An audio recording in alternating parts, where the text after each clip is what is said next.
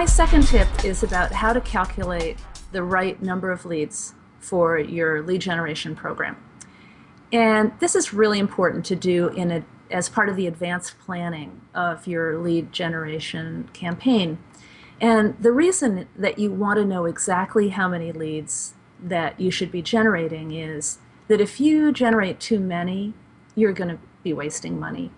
And if you generate too few, your salespeople will be upset because you will not be helping them make their quota, and maybe there will even be the threat of the company's not meeting its revenue goals. So it's really important to calculate the number of leads needed in the period, whether it's a quarter or a half or a year or even a month. And I'd like to show you today a pretty simple and very straightforward method for how to generate your lead requirements.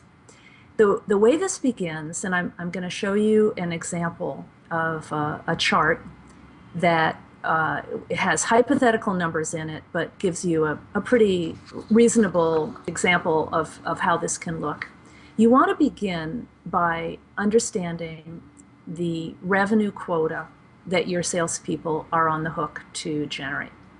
Now, in this example, I've used $3 million as the quota for the average rep in the company. The second piece of information that you need, and you want to go collect this information in advance from either your sales teams or your finance people, or maybe even from marketing. The second piece of information is the percentage of the sales quota that the salesperson can generate on his own or her own, meaning that the salesperson who's going to be calling on these accounts, doing the normal course of business, is able to generate without help from marketing. So in this case, we said it's 40%. So what we look at next then is the balance. And in this case, we said the salesperson on average needs 1.8 million in revenue dollars supported by marketing. So we need, as marketers, to provide enough leads to generate $1.8 million for the average salesperson.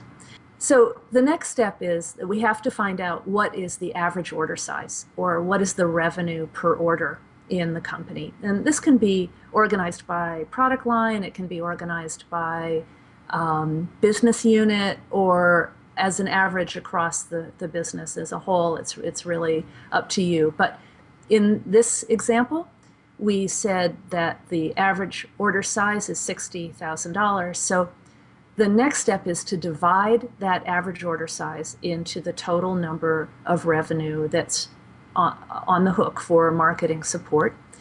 And what we get as a result is the number of deals, or the number of orders that are required to be closed in the period. And in this case, we said it's 30.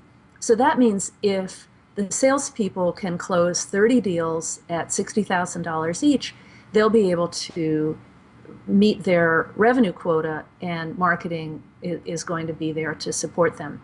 So to help sales close 30 deals, we need to divide that 30 by the conversion rate of qualified leads to sales. So in this case, we said it's a 20% conversion rate, and that means marketing needs to provide 150 leads to every salesperson in the period to help them meet their revenue quotas. So that's the way the calculation works. It's pretty straightforward.